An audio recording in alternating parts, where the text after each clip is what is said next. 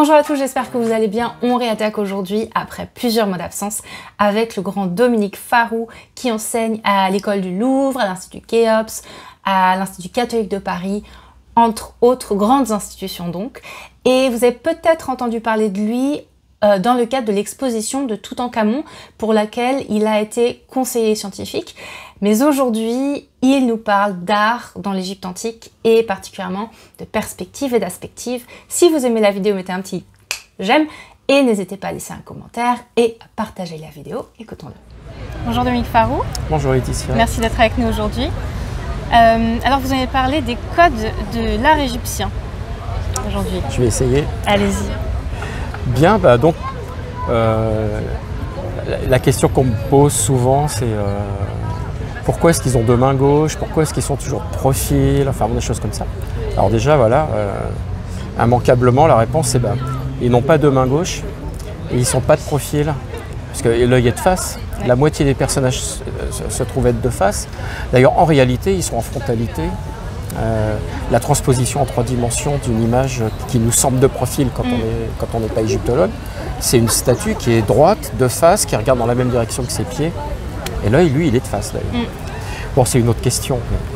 Et donc, cette façon de représenter les choses qui nous paraît si bizarre, ça s'appelle l'aspective.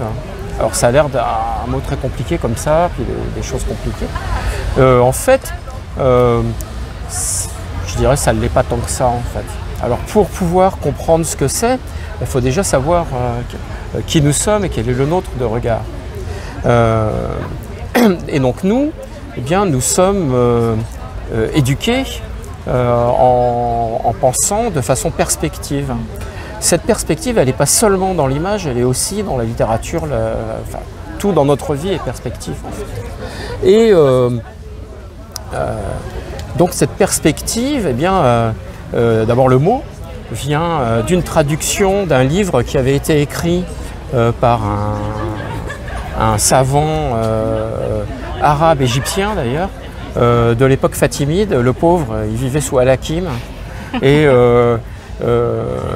il avait été envoyé chercher les sources du Nil, il a raté, il s'est fait passer pour fou, je ne sais plus, enfin pour ne pas se faire exécuter. Il en a profité pour écrire des traités, donc on peut dire merci à Al-Hakim. Et il a écrit un livre qui s'appelait Al-Kitab al-Manazir, ce qui veut dire le livre des visions. En fait, ça signifie traité d'optique. Okay. Et optique a été traduit par perspectiva en latin. Et donc, c'est comme ça que le mot est arrivé. Alors en fait, cet Alhazen, d'ailleurs c'est pas une coïncidence, hein, ça va avec, c'est l'inventeur de la chambre noire. Oh. Ouais. Okay. Et on est quand même vers 1000 de notre ère. Hein. C'est quand même, ça fait 1000 ans. Ah, voilà. ouais. Et ce qui se passe, c'est que justement, ce livre d'Alhazen, il a un rapport évident, c'est pas la seule cause, hein, mais avec l'apparition de la Renaissance chez nous. Alors ce qui s'est passé, c'est que les savants arabo-musulmans n'étaient pas peintres. Non pas que d'ailleurs que représenter des êtres vivants soit interdit en islam, hein, ça c'est une blague. C'est interdit d'adorer des images, c'est pas tout à fait la même chose.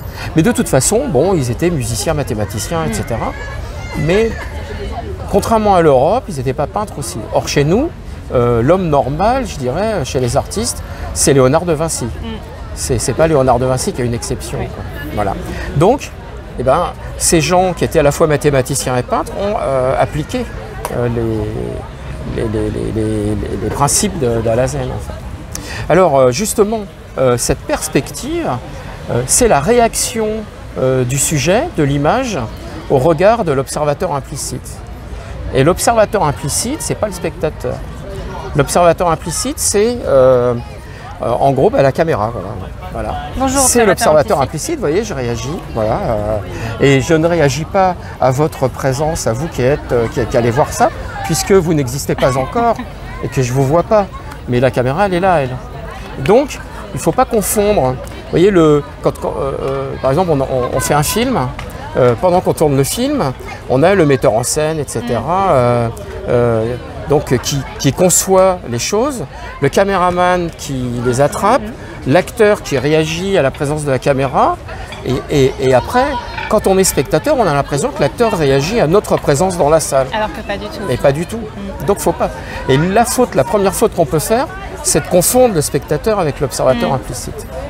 Et alors, on voit, en réalité, la première apparition de ça, c'est chez les Grecs, où on a des statues ou des peintures, vous savez, avec le kairos. Le personnage est appuyé, si on enlève le tronc, il tombe. Ou la personne qui est comme ça, je sais pas, j'en sais rien moi, Aphrodite, surprise dans son bain, qui est comme ça, on se dit, ben, elle est où l'autre statue, voilà, etc. Donc, ça donne les lignes de fuite, le sfumato, etc., etc. Et aussi tous ces personnages à la Renaissance qui vous font... vous avez vu ce qui est en train de se passer dans le tableau. Et bien sûr, nous trouvons à l'emplacement d'observateurs implicites. Donc nous avons l'impression que c'est à nous que ça parle, que ça montre, enfin, etc. Bon, je ne vais pas développer ça. L'art égyptien, ça va durer 2 jours. L'art égyptien, lui, il est aspectif. Et donc c'est sans regard. Il n'y a pas de regard d'un observateur implicite qui cause une réaction de l'image. Et c'est ça, justement, le truc. Et ça, c'est ce qui a été découvert, en fait, par Emma Brunner-Traut il y a un peu plus de 50 ans. Quoi. Qui a tout révolutionné. Avant, on pensait que les Égyptiens faisaient des dessins d'enfants. Ouais. Ce qui est pas du tout. C'est très sophistiqué d'ailleurs. Oui, alors qu'en réalité, bien entendu, on a compris assez vite qu'en réalité, un Égyptien, c'est un artiste égyptien, c'est un scribe, et qu'en réalité, si on ne sait pas écrire, si on ne connaît pas au moins le système hiéroglyphique, on ne peut pas faire d'image dans l'Égypte ancienne. Parce que tout est constitué de mélanges de signes qui sont des idéogrammes, des phonogrammes, etc. Et on ne prend pas une photo, on donne une définition d'un sujet. C'est pour ça que ce que fait la main droite ne peut rien avoir à voir avec la main gauche. Tout est tronçonné et additionné, et chacun apporte une information. Et l'œil de face, bien sûr, c'est voir et agir en égyptien. Et du coup, la question des 2 mains gauches d'ailleurs. Ah oui, alors justement, en fait, il faut représenter tous les aspects informatifs du personnage. Donc il a le visage de profil, un œil de face, puisque c'est sa capacité d'action. Alors ça qu'on peut se demander, c'est sur quoi je travaille en ce moment, ce que regarde, parce que l'œil il est là pour regarder et agir sur quelque chose. Donc, qu'est-ce qu'il regarde et sur quoi agit-il? Bon, c'est une vaste question d'ailleurs. Et donc, les épaules sont de face. Donc, on a le personnage, il dit l'œil de profil, les épaules de face. Il a un seul sein qui est. Donc là, je suis dans le mauvais sens parce que je suis de gauche à droite, mais bon, tant pis. Normalement, il est de l'autre côté. Et donc, c'est le sein gauche qui se retrouve sous le bras droit et de profil. Vous voyez, etc. Voilà. Donc en réalité, il n'y a pas 2 mains gauches, c'est qu'on a une main, par exemple, avec la face intéressante de la main qui est vue, et l'autre main, c'est la face intéressante de la main qui est vue. Et si les 2 faces sont les 2 dos ou les 2 paumes, c'est en général le dos, et ben dans ce cas-là, on voit les 2 dos de main. De la même façon pour les pieds, avant Amarna, on a toujours la face interne du pied. Donc on a le miroir, on a une main qui est dans le bon sens selon notre façon de penser, et l'autre qui est en miroir en fait. Et puis quand le personnage est à l'envers, donc voilà, en réalité je suis le miroir de vous, mettons, et je sais pas, faites comme ça, voilà, et ben donc vous êtes dans le bon sens, donc ça c'est votre main droite et ça c'est votre main gauche, et moi ça c'est ma main droite et ça c'est ma main gauche. En miroir. En miroir, exactement comme, je sais pas, quand vous vous maquillez ou vous vous lavez les dents, vous crevez pas un œil parce que c'est pas le bon, c'est pas la bonne main. Oui, et ce qu'on a également à l'image, en fait, dans les caméras, quand effectivement ça nous retourne en miroir. Exactement. Aussi, donc voilà. Donc en fait, c'est... Et le personnage, par exemple, est toujours avec son bâton à la main. Alors en fait, c'est un trilitère qui se dit « mais d'où ?» Parole. Alors évidemment, c'est un bâton quand même aussi, mais parole, c'est sa capacité de parole. Quand il a un linge plié, c'est la lettre S, la première lettre de ser, magistrat, fonctionnaire. Et donc il est officiel, je sais pas, vous voyez. Et puis il a la jambe en avant, et ça c'est sa capacité d'action, de nem-tête, faire des démarches, etc. Et l'œil de face, c'est iret, œil, c'est-à-dire actrice et sa capacité d'action. Voilà, et donc en fait, pour tous ceux qui ne sont pas familiers avec ça, au final, chaque image, en somme, chaque élément de l'image correspond en fait à une action ou à un son, etc., à une définition, à un mot. C'est ça, un hiéroglyphe qui représente un mot par le biais de jeux phonétiques ou d'idées. Et puis, additionné, ça nous donne la nature du personnage représenté ou de l'action ou autre. Alors, bien entendu, il y a des éléments quand même, comment je pourrais dire, historiques, si vous voulez. C'est-à-dire, il se passe des choses quand même dans les images égyptiennes. C'est pas uniquement donner une définition, c'est plus compliqué que ça. Il y a toujours des éléments perspectifs au sein d'une pensée aspective. Mais de la même façon que nous pouvons avoir des peintures, elles sont complètement perspectives, et qu'on ait différentes phases en même temps. Le personnage peut très bien être représenté avec certains éléments de sa vie qui ne se trouveraient jamais dans ce contexte, pour qu'on sache que il est général, il est médecin, il est égyptologue. Enfin voilà quoi, évidemment. Donc voilà. Alors il y a une chose justement, c'est cet observateur implicite, il est arrivé qu'il soit représenté. Par exemple dans Las Meninas, le tableau de Velázquez, où on voit ce que Velázquez est représenté en train de peindre, et tout le monde regarde comme ça. Et en fait, ça se voit dans le miroir, justement, et on voit que c'est le roi et la reine. C'est rarissime qu'on nous représente ça. Et justement, oui, c'est vrai qu'il y a rarement tous les angles d'observation, en fait. Ben voilà. Et puis alors, on a le cas topique, c'est Picasso qui représente Las Meninas en cubisme. Et on voit que le roi et la reine sont là. Donc on comprend que le cubisme, c'est pas de l'aspective, puisqu'il ne serait pas là. Donc c'est de la perspective déconstruite. Donc on prend des photos, je sais pas, voilà. Et je remets votre oreille de face et votre visage de face, mettons sur le même plan, avec, je sais pas moi, voilà, des éléments qu'on ne peut pas voir au même moment. Mais n'empêche qu'il y a quand même des déformations, etc. Et en fait, c'est quelqu'un qui pense en perspective, qui la démonte et qui remonte l'image autrement. Et le meilleur exemple qu'on ait de ça, c'est la concaténation. Alors, il y a très peu de gens qui connaissent la concaténation. Moi-même, je ne connais pas. C'est normal. Je ne connaissais pas il y a quelques années. J'ai un ami qui fait de la concaténation. Et alors, vous prenez un appareil photo, vous photographiez des choses et vous les compressez différemment, et vous vous retrouvez avec une œuvre qui peut même avoir l'air d'être carrément abstraite, même parfois. Alors que tout simplement, ce sont des photos qui sont additionnées, fractionnées, bidouillées de différentes façons, concaténées. Voilà. Et en fait, si c'est de la photo, c'est qu'on est parti de la perspective pour le faire. Donc voilà le grand truc de l'art égyptien. En fait, c'est un truc tout simple, cette perspective. Et donc, en fait, pour les Égyptiens, c'est... comment dire ? Cette image, enfin ces images, elles sont organisées selon des règles assez strictes en fin de compte, hiéroglyphiques. C'est-à-dire on met le plus important d'abord, le plus important au-dessus, le plus important devant, le plus important plus grand, le moins important plus petit, derrière, en dessous, etc.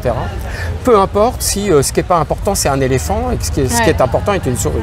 Et j'allais venir à ça, d'ailleurs ma prochaine question c'était pourquoi est-ce que certains personnages sont représentés bien plus grands que les autres? Bon, je suis désolé d'avoir répondu vraiment. Non, mais... Alors, en fait, oui, donc on peut quand même préciser, dans l'écriture égyptienne, si j'utilise un signe qui est signifiant, disons, de quelque chose de divin, que ce soit le nom d'une divinité, alors le roi est un dieu, donc tout ce qui est royal, divin, etc.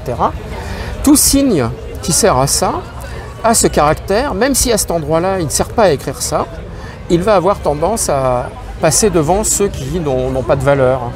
Et quand on a des signes, par exemple, qui ont des valeurs plus ou moins importantes, par exemple, dans les noms royaux, c'est ce qui fait qu'on n'arrive jamais à les lire. Le soleil est toujours en premier, puisque c'est le roi des dieux et c'est le maître du ciel, par définition. Toute autre divinité va être écrite derrière, même si on doit la lire devant. Et puis tout signe qui n'est pas divin ou beaucoup moins, lui va être encore après. Et donc on se finit par plus savoir s'il faut lire Redjedef ou Djedefre. Enfin, en fait, quand on est comme moi un maniaque de la grammaire, on sait qu'il faut lire Redjedef parce que ou Kefren, il faut lire Rachaf parce que sans ça on ne peut pas le traduire. Donc Rachaf, ça veut dire réapparaît en gloire régulièrement, continuellement, normalement. Redjedef, c'est comment dire, se présente comme étant immuable continuellement, je sais pas, un truc comme ça. Et puis il y a les noms où on hésite parce que dans les deux cas, ça peut se donner une signification intéressante. Et alors dans l'image, c'est la même chose. C'est-à-dire, si vous avez le roi, je sais pas, au Nouvel Empire c'est chouette parce qu'il y a des grandes scènes. Alors on voit le roi, en énorme. Voilà, ses généraux, ses soldats, les ennemis. Enfin bon, une scène secondaire, alors la scène principale, les gens sont comme ça. Puis s'il y a un événement secondaire, ce qui serait par exemple introduit par Isetch, par exemple, or, cependant, un truc comme ça, dans la grammaire égyptienne, un petit élément comme ça qui rajoute un tac, ça va être en plus petit, pour rappel, enfin voilà. Alors en fait l'art égyptien, pharaonique j'entends, on voit bien, il se met en place, on voit ça très bien, cet art royal, je dirais. C'est Hierakonpolis, fin du 4e millénaire, la fin de Nagada 2, Nagada 3. Là. Très vite, on a des faucons qui apparaissent, des choses comme ça, etc. Et on commence à voir cette mise en place d'un personnage qui est le roi, qui est grand, avec enfin le roi ou un personnage héroïque, parce que comme ils n'écrivent pas encore, enfin, on sent bien qu'il est là où le roi sera après. Voilà. Donc il est grand, les autres sont plus petits, il y a toujours des bateaux avec lui. Et on voit voilà, tous ces trucs se mettent en place à ce moment-là. Et on voit très très bien après Denarmer ou la massue de Scorpion.